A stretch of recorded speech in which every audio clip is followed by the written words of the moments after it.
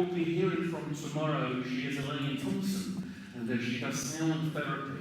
And Elaine will be presenting tomorrow morning and telling us all about that. So I won't sort of preempt too much what we're going to hear, but she has a big, broad outlook on holistic health of all kinds, and I'm sure has lots of interesting things to say. So please, a hand for Elaine Thompson.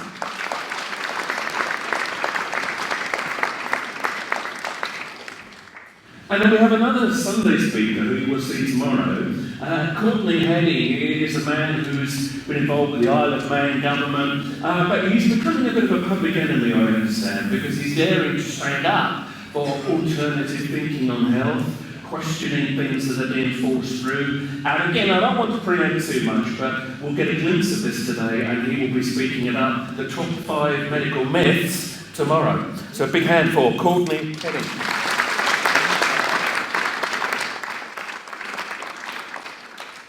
Now, anybody that's been watching the television that still dares to put out this kind of stuff over the last few weeks might have seen this face here. If you've been coming to the symposium for a long time, you will know that Marcus Allen is the UK publisher of Nexus magazine, and also one of the world's key doubters of the moon landings. You naughty person. You wicked person.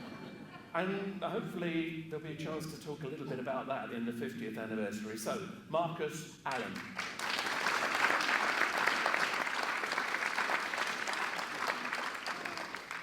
Nina Elshof has been a speaker here before. She is, cutting a long story short, an expert on Feng Shui and various related areas. And if you remember her talk, you will know that she also has many interesting things to share. So, a big hand for Nina Elshof.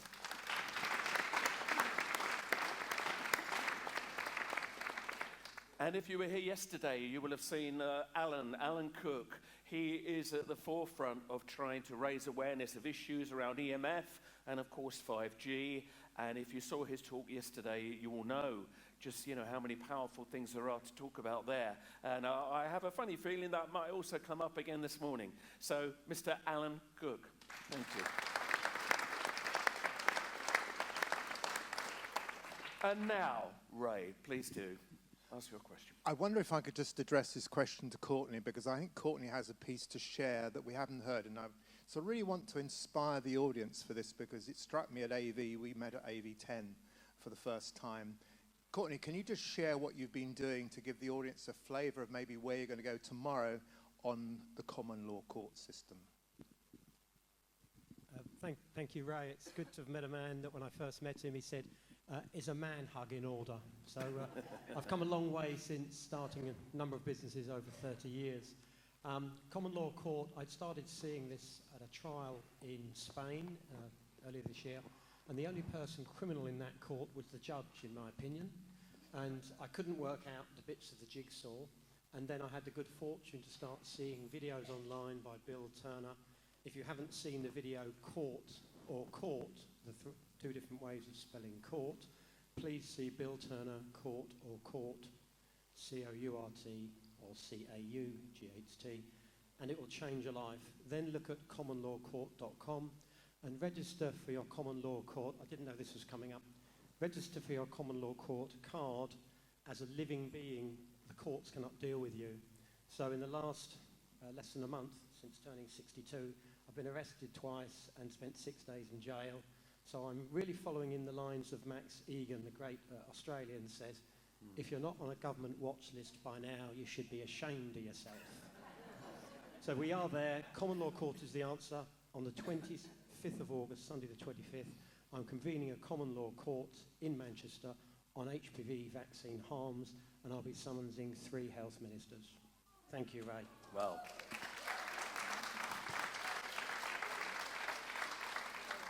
Thank you. Well, doubtless we will be hearing more about this tomorrow, so thank you for introducing that.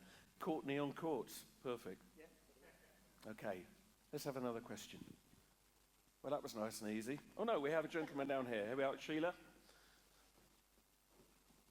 Go and think of interesting things. There's so much to talk about. There we are. Thank you. Science loves to measure everything. It needs a beginning and an end to things that be measured. What if the Big Bang never happened? Oh. I personally believe that the universe has always been and always will be without beginning or end, but is continually changing. I'd love to hear each of you put an opinion on that one. Well, goodness me, Big Bang Theory. Would anybody like to start? Oh, right, okay. Yeah, go on, Alan. Go on, Alan. You're passing it on to me, right? Is anybody? Yes, I think we do. Come on. If I can give the words of a friend of mine, a Buddhist, who taught me how to walk 85 miles in a day and not get blisters, this fella, a great friend of mine, would call it the beginningless beginning. And that's always puzzled me. It takes several decades, I think, to get the handle on that. But I agree. I think there's an element of beginningless beginning that I don't understand. Oh. Would you like to say something, Elaine? You look like you were about to. No, I was just trying to think of what... Don't let us stop you. So no one's got a view on the Big Bang. Could it be an eternal cycle? Marcus, you're into moon stuff. What about the Big Bang? Come on, I know you've got something to say. Always got some. It's a running joke. We do it every time. Right, okay. Sorry, carry on. He always does this. I call it censorship. But then we're speaking to an expert here. The Big Bang, it's a weird thing, this strange idea that people have that all started 4.5 billion, no, was it 15 billion years ago? I don't know. A long time ago, Big Bang, and everything happened. And it all started. And how far can we trace back human civilization? Well, officially a couple of 100,000 years. So what happened for the rest of the time? How long has Antarctica been covered in ice? Not that long, as it happens. But it's all going to melt any minute now, so we're back where we started, at the time of the dinosaurs. Where did they come from? What are that all about? There's so many questions that these alleged academics, and if anybody here has a PhD, I apologize in advance, but some of them have preconceived hypothesis disorders. Should we really take too much notice of their pontifications? Because they've quite often been wrong. They've been wrong about many things. Maybe the Big Bang is one of them. Maybe we should get a proper history of our planet. Maybe we should ask E.T., well, how did it all start, mate? What's going on?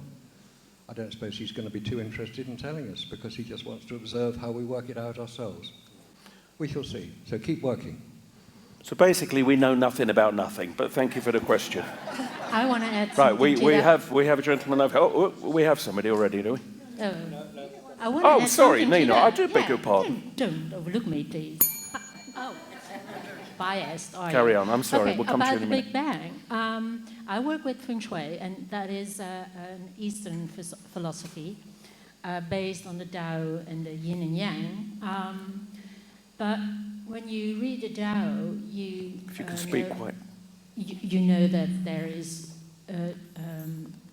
no starting and no ending. So if you think about the Big Bang theory, you have to consider time as being linear because there's a starting point and hence there will be an ending point. But in the Tao, in the Yin and Yang principle, we think about time as not being linear at all, but circular. The truth runs in circles, in cycles. So the only thing that we can comprehend now, that maybe before what we call the Big Bang, there was something that we couldn't understand, couldn't grasp, can't lay our finger on. But because we can't, it doesn't mean it didn't exist. So we just, the possibility for us to understand what was before the Big Bang, that's just limited, not what existed before that Big Bang, what we call the Big Bang. So there's no limitation to that. There's a limitation within us, and it is expressed in thinking about this linear time theory. Thank you. Thank you. All right, thank you very much. Sheila is just coming to you. Here she comes. Oh, thank you. Right, big question, very big question. Do you feel that this planet, the entire planet, is set up as a prison? And if so, what's your escape from imprisonment strategy while you're in your physical body? And what's your exit strategy after you leave your physical body? That's a very good question. For anybody who doesn't have context, David spoke yesterday about education, or schooling rather, and how it's not working terribly well. Does anybody have anything they would like to say? Yes, okay. So, yes, I don't look upon the earth as a prison. I look upon it as a school. And it's just a particular level of, a place for a particular level of learning that we can escape any time. You know, we can not, even when we're in the physical body, we can take our energy body and go out and visit other places and that sort of stuff. And to have a strategy for leaving. I think that we need a strategy for changing rather than leaving. And I don't think any of us really recognize the power of the human mind and the power that's beyond the mind in here, the energetic power that we're connected to, and the fact that we can change this planet. I was discussing it earlier with someone. It's almost like changing a timeline where we create our own reality, and no longer is it deemed as a prison. We see all this stuff out there that you were talking about earlier on, the censorship and all that sort of stuff. And yes, it's good to be aware, but it's also good to create your own reality and focus on the way you see the world positively, and so that we can, and eventually I think we're coming to learn that we need to become more in tune with our inner energy and almost bring that inner energy forth, so that all these wonderful things that we want to do, like seeing into the future, clairvoyance, bilocation, all that kind of stuff, can actually happen. I believe it will. We just have to pay attention to it and be aware. So not a prison, I don't think, a school where we have the biggest opportunity ever now to change everything, I think. Thank you. Anybody else want to say? No? We're a spiritual being in a physical body. We need the physical body to implement the spiritual thoughts we have. We can have the best thoughts on the planet. We can be the Einstein of thought. But if we can't do anything about it, it's useless. Hence, we have a physical body to do it with. We may not do it right. We may not look after our physical bodies particularly well. But that's the name of the game on this particular planet and this section of the universe. There may be many other places which do it differently. Many science fiction writers have tried to indicate how that difference has been accomplished. But right now, right here on this planet at this time, that's how we work. To consider that things can happen, whether we think the thoughts, there's clairaudience, there's clairvoyance, there are various methods which we're only beginning to understand how we can affect the physical world around us. Going back to Zecharia Sitchin and the 12th Planet, which is his most famous book, where we were created as slaves to enhance, or no, to work for the Anunnaki, basically to go down mines in South Africa and produce the gold that they were going to use to enhance their own environment. Maybe we should take notice of it, because obviously gold in the atmosphere is what helps. But in order to create a slave race, they had to switch off certain attributes which they had. Clairaudience, clairvoyance being one of them, psychic abilities specifically being the ones which were switched off. We're now beginning to find out they can be switched back on again. And that is the great advance which science, if it got its act together properly, would work towards. The educational system we have in this country is an appalling reflection on the 19th century British adventurism. The education system in this country was designed to provide people to go and work in the colonies, basically the civil servants. India, when it was taken over by the British government after the Indian Mutiny, 1857, was governed by 4,000 people from Britain. Whether they did it right or not is another discussion. But that was all it took. But the education system we had in this country, and I've been through it myself, my family's been through it as well, That was what it was designed for. It wasn't designed for anything else. It wasn't designed to enhance anything. We may criticize it now for not doing that. But the problem is, that was the way it was designed. Bureaucracies don't like change. So they're not going to change it quickly. That change has to be enforced.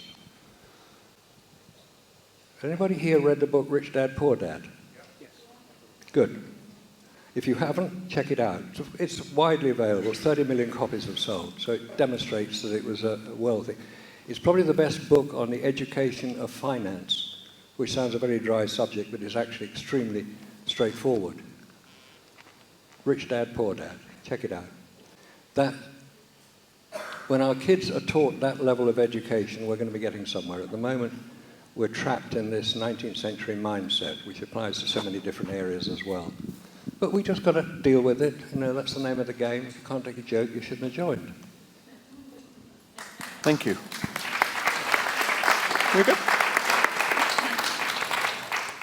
Okay, let's have another question. Over here.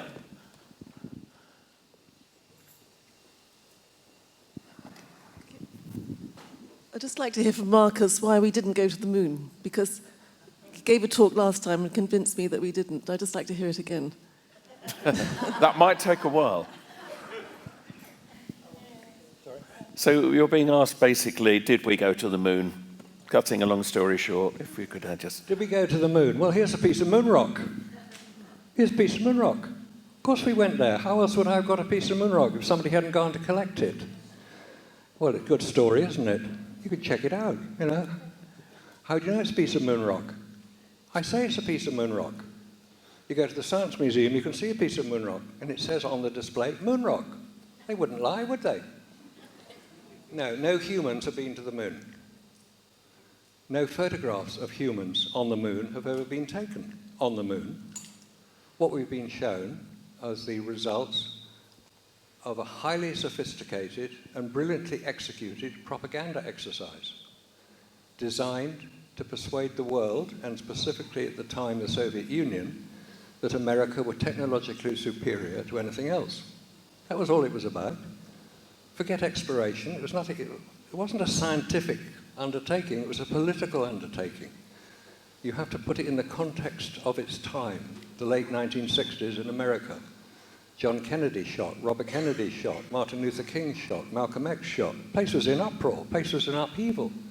We had to have a bit of a diversionary tactic. They killed 50,000 Americans in Vietnam, along with 3 million Vietnamese. That's what you get for incompetence in presidential people and military enforcing it. So the moon landings were a wonderful distraction, weren't they? In 1968, they had the first orbit of the moon by Apollo 8. In 1969, 7 months later, they landed on the place. Wow, whoopee, great fun. That was followed by another 5 missions. Then people started losing interest in the broadcasts. They had the space rescue mission, Apollo 13. Wonderful piece of script writing. Great piece of space opera. And then we had the little car, the little buggy, the lunar rover, which could travel about as far on the moon as an electric car can 50 years later here on Earth, about 20 miles. Technology doesn't go backwards, except on the moon. Because there's magic on the moon. You have magic cars, you have magic spacesuits which can protect against the radiation existing on the lunar surface. But they can't be used to go and clean up nuclear reactors when they melt down. You have magic spaceships which disappear off into the wild blue yonder, and we've got to rely on NASA to tell us what happened next.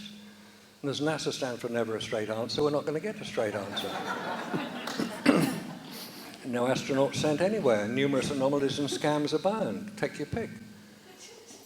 No, nobody has been on the moon, and for one very good reason. Photographic film, which was used in the cameras, allegedly taking the pictures on the lunar surface, the Hasselblad camera, photographic film cannot survive in a vacuum. It's that simple. How do I know this?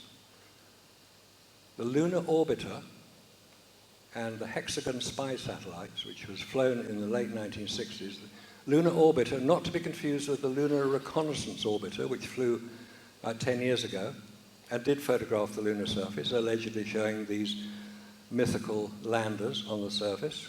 I've heard of Photoshop too. In 1966, the lunar orbiter flew carrying photographic film to photograph. At that time, they were quite legitimately looking for places to land, i.e. places that were flat, not too many rocks, not too many craters. Where could we land our craft? So they were photographing the lunar surface using photographic film, which by a wonderful piece of technology developed by Kodak, was developed on board the spacecraft as it orbited the moon and then transmitted electronically back to Earth. They found that the photographic film, unless it was kept under a pressure greater than 0.1 bar, or in simple terms 1.5 pound per square inch, disintegrated. Same thing for spy satellites. And you can see the diagrams of these of the lunar orbiter and the spy satellites, and they show you the container in which the photographic equipment was stored and pressurized. Pressurized to 1.5 pound per square inch. On the moon, the vacuum is so severe that it destroys virtually everything that arrives there. So if you can't use photographic film unless it's pressurized, how did they get these photographs on the lunar surface? They didn't do it on the lunar surface, they did it here on Earth during the training and simulation exercises, carried out quite openly, not in Area 51, not in some remote film studio in the Arizona desert. No, it was all done perfectly openly. Everybody knew what was going on. There was no secret about it. But the film was more than likely, or the photographs of the activity were probably finally edited, produced at a place called Lookout Mountain Laboratory, which is north of Los Angeles, near, I forgot the name, but something Canyon. I've forgotten it. Brain gone. Okay. So no, nobody's landed on the moon. We see no evidence for it. It was a brilliantly executed propaganda exercise, and if anybody disputes that, come and see me later. I want to hear your reason, because nobody in 25 years has given me a good reason. So I'm waiting. Please come. Thank you. Anybody else have anything to say? No? Thank you, Marcus. All right, let's have another question. We have Roy here. Oh, no, you've been usurped. We'll come to you in a minute. Go ahead. I just wanted to say that I'm hoping at the end of the conference that I will leave with a lot of answers for how to navigate in today's world. And I wanted to kind of direct this toward you, Andy, and anyone else that has subjects like you, Alan, that are very easily usurped, by the powers that be. And so I'm noticing that I'm not allowed to take a photograph here. And if I took a photograph, it's of your censored, and I would put that on Facebook and say, this is what's happening in our media, and try to send a lesson to the people in my circle. So how do we navigate? So I just want to say that, and perhaps you have a comment on that. But then I'd also like to ask you, how do we navigate with this information if we want to inform the public? Because you're right, as soon as we say something about a controversial topic, then we're a target. Alan, do you have any feelings about that, as you were mentioned there? Well, yeah, thank you for your comment there. The problem that we tend to have in this country, certainly with the media, is we've got the big power companies, and we've also got the telecommunications companies. They're the biggest conglomerates in the world, and they speak highly because they put so much money in. And I believe that's one of the reasons why, in terms of things that are covered up, I went through the Times the other day, just our general daily newspaper, and virtually every other advert was either for the power companies or for the telecommunications. Now, if you expect the media then to diss those companies, either over smart meters, 5G, or whatever, they are going to lose their revenue very, very quickly. So there is a real problem there. How we get by that and get them to address it, I think it's going to get to the stage where they won't be able to sort of cover it up and it will come out.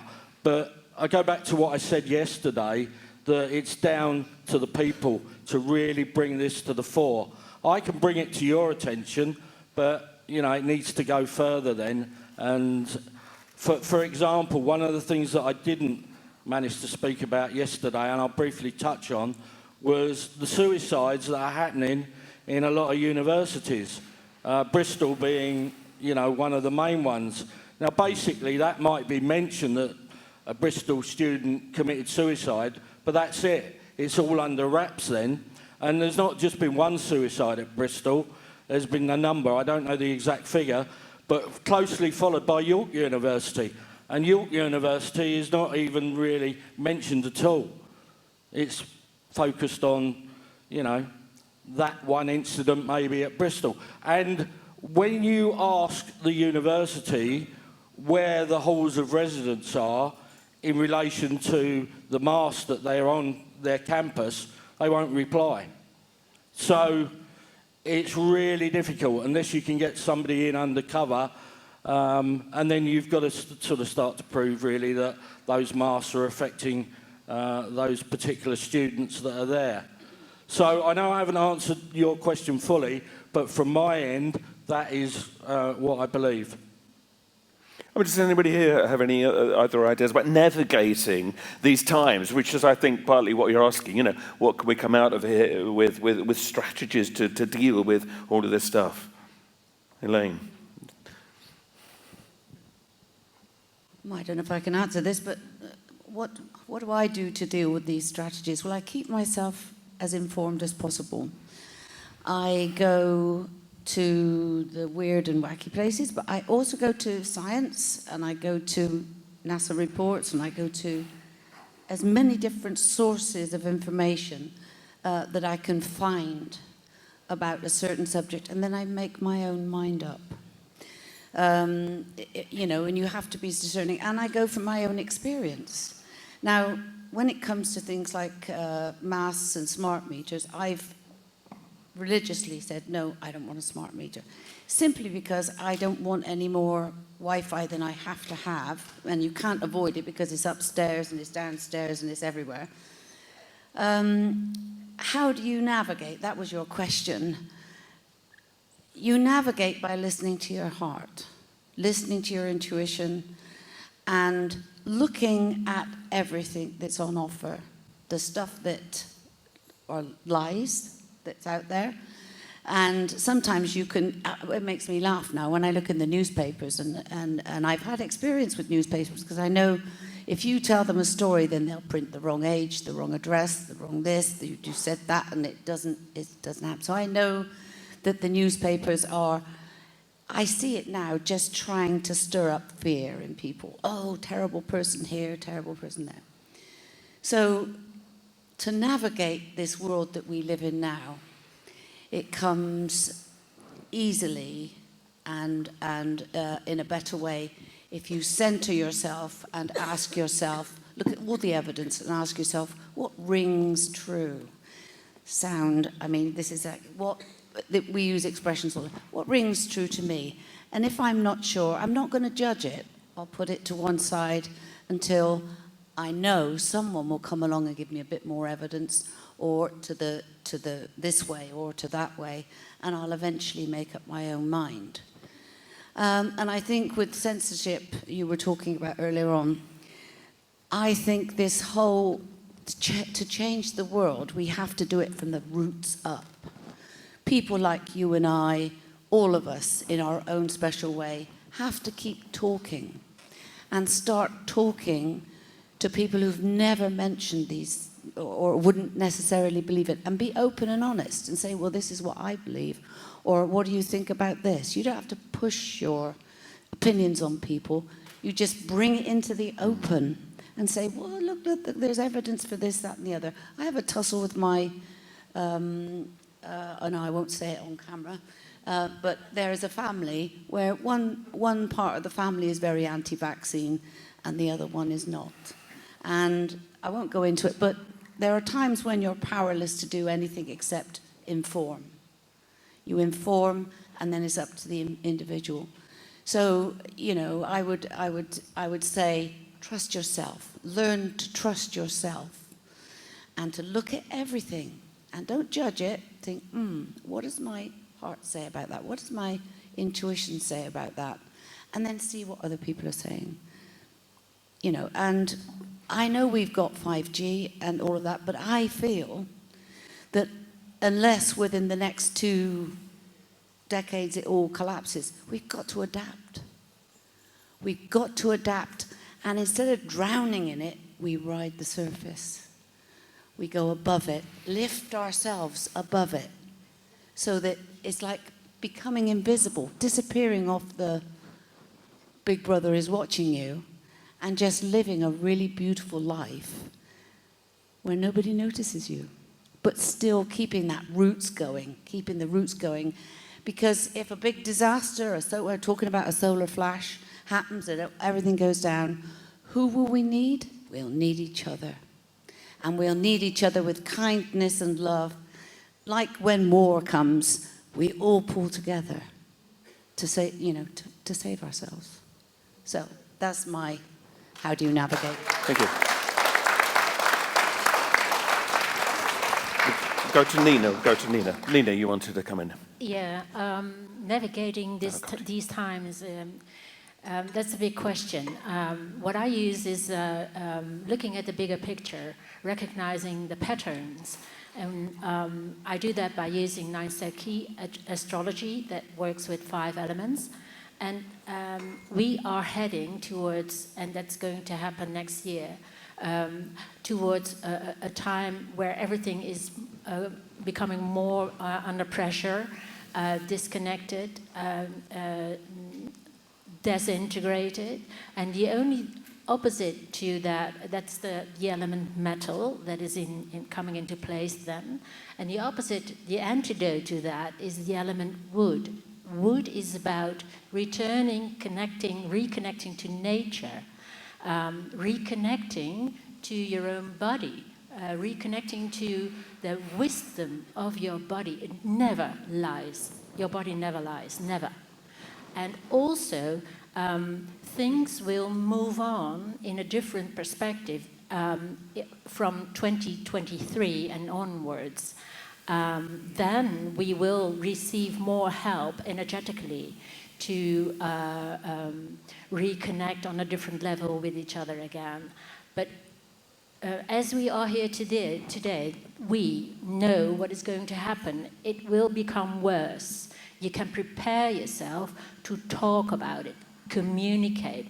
The element wood is about communication, putting everything you know, every bit of knowledge into words, write them down, share them old-fashioned, find people in your town, in the place where you live, together with. That is what the element wood does. And exactly as you say, we have to find roots again. It all comes with the element of wood. Finding roots where we can grow in a new cycle. You can burn a wood, you can burn a forest, but it will rise again. Always. That's how truth runs in cycles. You just have to trust that truth and stick on with it. Get back to nature, feel your body, and find people to communicate. Put your wisdom into words.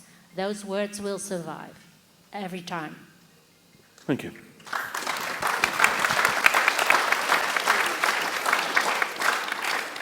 Courtenay. Totally agree, both of these ladies. 2 things I would handle is firstly the actions, and it's been the actions that have given me the most aggravation in life. And the solution is to go inwards but go into nature. So if I do the first thing on actions, a little while ago I got 2,000 of these leaflets printed out. So nice and subtle, HPV vaccines harms criminal. So the contents we've discovered, and we've lodged that with the Italian police, it's criminal, although some people won't allow us to list that as criminal on the Isle of Man under Home Office guidelines. But I'm not sure they actually allowed the Holocaust to be listed as criminal when it took place. So it's criminal. So that's the action. There's another action here. 30-odd cards. We're going to put these in library books. We're going to drop them everywhere. We're going to put them in your magazines. We're going to get them into GP's surgery. And that was my wife's idea. So 40 years loyal, and she's found it pretty tough because when she gave her wedding vows, she thought in sickness and in health, for richer, for poorer, it didn't include prison visits. But she's got over that. I had an orange bib on. I thought I'm going to play five-a-side, but we get over it. But it was a tough gig at the time. But move on. The thing we must do, and I must do, is I must walk 1 to 3 hours a day, preferably with a dog, preferably out the fields, sometimes with my wife on the beach. Each of us having space to take in a different focal length, different pictures, images which I should now be looking for in caves and waterfalls, the beauty of nature. I'm never late now for my own walk with my dog or my wife. I'm late for business meetings. I'm late for email, late at other things. But getting out to nature, I agree, we have to recenter. And on the Isle of Man, we've just done, or friends, I won't take praise, have put 20,000 leaflets together. We can get to every house. We'll walk, we'll give them with love, we'll open them up. We may even use the colours of the incumbent telecoms company so people know 5G, is this theirs or ours? So get out to nature and the actions will take care of themselves. Thank you. Thank you. Okay. We have a question here. There we are. Thank you. In your discussion about Wi-Fi and all that, and particularly it was labelled as a presentation on 5G, and I was surprised that you didn't, as far as I can remember, call attention to the significance of the phased array arrangement which 5G uses, which is totally different from the other systems, and the significant damage that is compared with the previous arrangements. Yeah, well, with all due respect, I didn't have the time to go into as much as I would have liked to. It was not only a 5G talk, it was about wireless, and I'm trying to explain how the 2G, the 3G, the 4G is causing a lot of problems anyway without the 5G. But just on a straw poll, while I've got the microphone, how many people in this room are really concerned about 5G?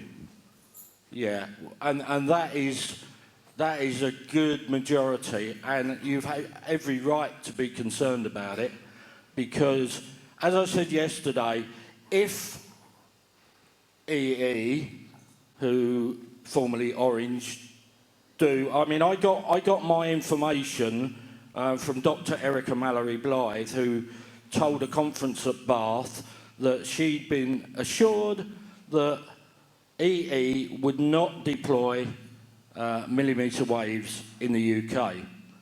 Whether they put them elsewhere, I don't know. Now, the millimetre waves, as I explained yesterday, fall into, I think it's between 26 gig and 300 gig. Now, that is going to be substantial, and that will do a lot of damage. So, and up and down the country, we know there are groups that are talking about this, to packed out halls, audiences, etc. I'm going to give the industry a chance, and I will be following this very carefully. But until we see what actually is going to happen, we can't really prejudge. I can say if this happens, if A happens, then B will follow. But we know in the past that they've lied and they've told things that, they don't come true. My concern is, if they're going to say we're not going to put this stuff out there, how do we know it's not going to be sort of switched on secretly? Because to measure this stuff, I know a lot of you have got meters and we're seeing them going up, but to get something that measures 5G accurately will cost you thousands of pounds. It's only the top industry people that have got anything near that can measure this. So, like you and me, we can't go out and buy a meter that will measure 5G. All we know is that we've got a lot of voltage and everything else that's associated with this that is going to be passing through our bodies. So I wouldn't panic at the moment, but as I expected, most of you are concerned. I'm concerned because at the end of the day, we really, you know, want to be able to live our lives without fear, for one. And one of the things that they are doing a lot of is chopping down trees to get a direct line of sight, which again is a worry. But what I would say, one of my colleagues here, you know, get out in the forest because, okay, although they are cutting trees down, 5G, if they do deploy it, you're going to be free from that in the forest because that's going to absorb. Rain's another one that will absorb it. Even hanging baskets will certainly absorb a lot of this 5G. So I'm sorry I didn't go on to explain what maybe you were looking to have, but you know, it is difficult, and I tried to make as many points as I could with regard to what we're facing. Okay. Marcus, I mean, Nexus, sorry. Nexus magazine has run quite a few articles about 5G. I mean, do you get calls to the office from people concerned about this? What's the response from your readership? It's well, certainly the previous, because the current issue of Nexus is now on sale. It's got a big UFO on the cover, or alien on the cover, so you'll spot it. But the previous one did carry a major article on 5G. Say again? It was a very, very good one. Thank you. I appreciate that. In case anybody didn't hear it, it's a very, very good one. Which is true. It was written by Jeremy Nadler, who's probably as experienced in this area as anybody I've come across, maybe with the exception of our speaker here, which is... Anyway, yes, people are becoming aware of it. Now, I'd just like to do a comparison here, because 5G, 4G, and all the other Gs that exist now are very new technology. And most of the concerns, I think, which have been expressed very well are, well, do we know it's safe? Let's go back about 50 years to something called the motor car. If you bought a car about 50 years ago, did you know it was safe? Many of the cars were not safe. They were not built to protect pedestrians, let alone the occupants inside. They didn't have seat belts or airbags or anti-lock brakes or any of the modern conveniences we now take totally for granted, because people complained. What was the death toll on Britain's roads 50 years ago? It's about 4 or 5 times higher than it is today. The number of vehicles on the roads today are about 4 or 5 times higher. What that outcry created was a regulatory environment where cars had to become safer because they were killing people in large numbers and kids in the street. I think we're in a very similar situation now with the 4G, the 5G. There's no regulatory oversight. There's nobody who's prepared to take responsibility. I've heard that something called the EU did something on it. I don't quite know how far they went.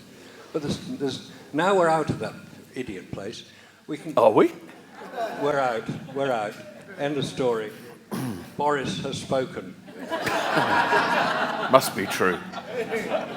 Right, let's assume we're out. We can make our own regulatory system. The people who know about it, the people who are familiar with the problems, can now inform the regulators what they need to look for. One could get into all sorts of weird conspiracies about it being a control mechanism and all the rest of it. It's not. It's a technology. It's that simple. So in the way we regulate cars, 5G will in fact become regulated if we insist on it. The more we understand about the dangers, yes, that helps. We can say, look, why are we allowing this technology here? These are the dangers it's creating. It's got to be regulated. It may well be a good thing. Look, we're sitting here today in Glastonbury, in the town hall. This place didn't exist 100 years ago. That's technology for you. It's a bit hot because they managed to put air conditioning into it when they built it. But it could be done. We don't want to go backwards like the moon landings went backwards. The technology is just ridiculous. We want to use technology to move forward. 5G may be a great benefit. We just don't know. From the sound of it, it isn't. we're being told that these things are being developed. Well, let's have a regulation about it. Let's control the thing. Medicines are regulated, motor vehicles are regulated, any food is regulated. We've heard about allergies killing people. That's what we need to concentrate on, is get the regulation in place. And there are people who can advise government now on what should be done. And I think that's where we should move forward. Thank you. Thank you. Could I ask them a question? Briefly. Elaine. Could I ask either of you if you know the exact frequency of 5G? Is it 5 gigahertz? What's the exact frequency of 5G? Do we know? Well, no, it's between 26 gigahertz, as I understand it, and 300, which is what the spectrum that they were planning to use. Right. But things change all the time. I explained yesterday that when 5G went live in London, they lost the signal, and it was quite funny, really, because it was broadcast live.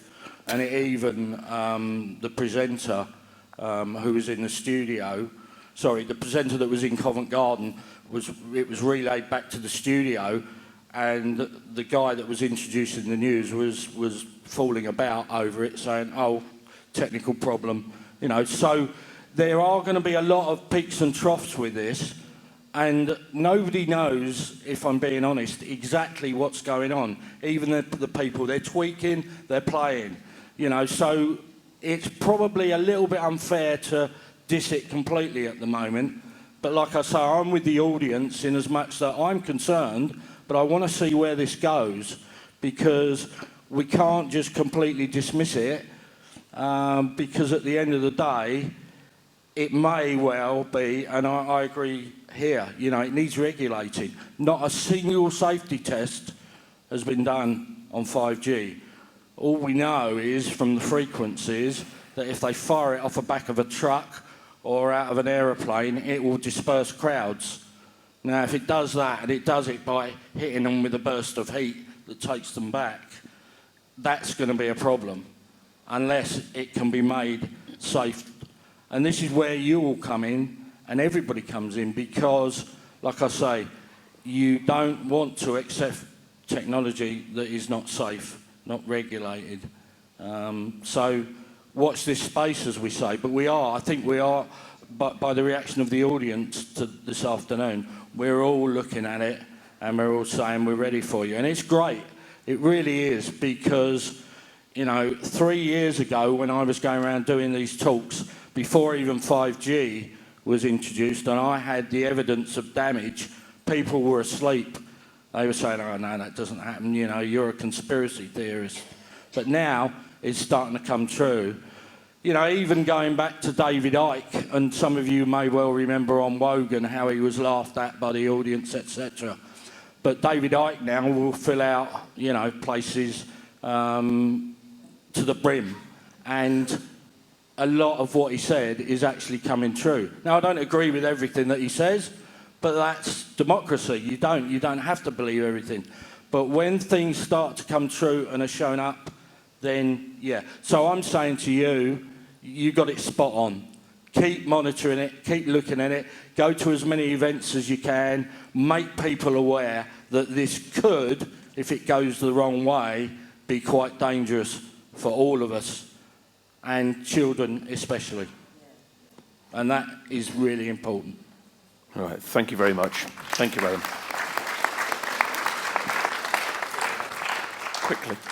Yeah, anybody? You've got anything to say? Right, let's get one more question in. We have a gentleman over here. The mic will come to you. Sheila's getting a lot of exercise doing this. We normally have 2 microphones, but we're down to 1 today. Sorry to make you run around it. Good morning, or good afternoon.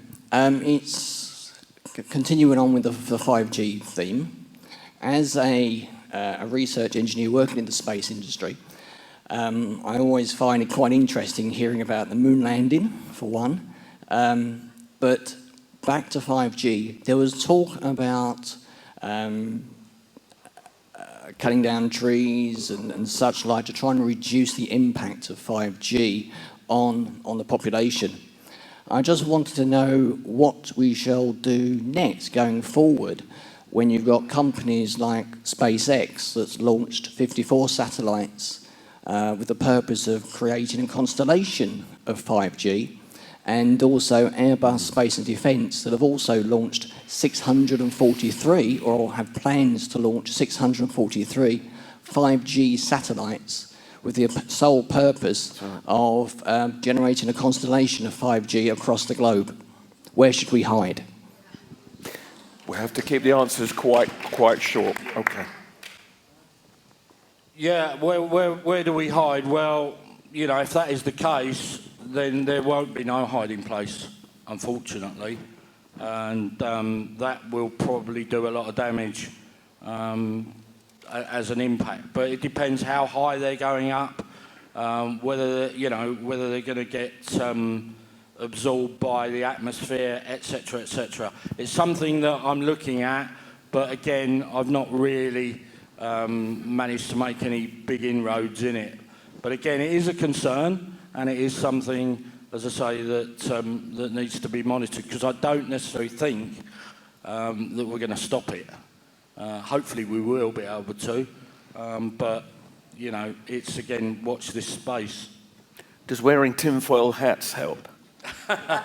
Well, obviously, you know, that is a standing joke to a certain extent, but wearing tinfoil hats, of a lot of stuff that's coming out of space at the moment has got all sorts of metals in it, so it can start to sort of damage our brains anyway. So, although most people laugh about that, you know, there is some truth in it. Thank you. Courtenay, you would like to say something? I agree with the questioner. Unfortunately, there is no place to hide. And so whoever it was said, burn your boats on the beach. I've burnt mine on the Ramsey Beach in the Isle of Man, because I used to live in a country, may not be far from here, run by a person, Tony B. Lyle, a war criminal, whilst Julian Assange is being tortured to death. So unfortunately, I didn't expect to get to 62, nowhere to hide, time to man the barricades with a smile. So that's all we can do. We must really all stand up and be counted. That's where we are. Thank you. Keep it short. Marcus. Just one point, which might even link the moon landings to 5G. I've been working on it. SpaceX is the contractor to launch the 5G satellites. They have received permission from the Federal Aviation Authority to do so. But that does not mean that the satellites have been regulated. The launch has been. There will be 12,000 satellites ultimately. That's over the next 20 years. That is the proposal from our dear friend Elon Musk, who runs SpaceX, the Tesla. Oh, by the way, no, let's not go to the link between Tesla and Trump. That's a long story. I'll go to that later. Until they're tested, until they're regulated, we have to assume they're not safe. Just because they can be launched doesn't mean to say they're safe. And I think the insistence is they may well bring enormous benefit to us. I mean, we know the immense benefit that crude oil has brought to civilization. It's created civilization. Its effects may not be 100% ideal, but it's regulated. And so the effects are less than they were 50 years ago, 70 years ago. What we've got to do is to ensure that we move forward. Civilization is not going to go backwards. That's not the way civilizations work. We need to work out the best way we can move forward. And I hope we will do it successfully. Thank you. Now, thank you, Marcus. Incredibly, we're nearly at the end. So we're going to do what we always do with the panel, right? Which is we invite everybody to, as quickly as possible, within 4 minutes, just everybody leave some lasting words that will indeed encourage us to go out and do something. So we'll go from this then. Alan, some closing thoughts. Well, I think I've summed it all up really on the 2 days, both sitting here and yesterday. But it's great to have a microphone that actually works.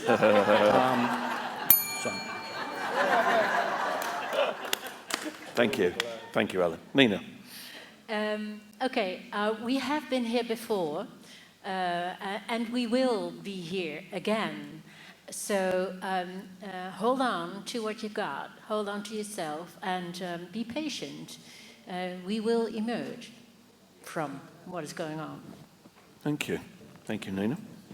There are two types of people in the world, those who read Nexus and those who are about to.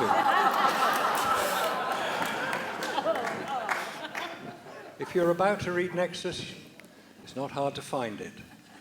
And just one further thought, I'll throw this out. This is your homework, should you choose to accept it. Study Q.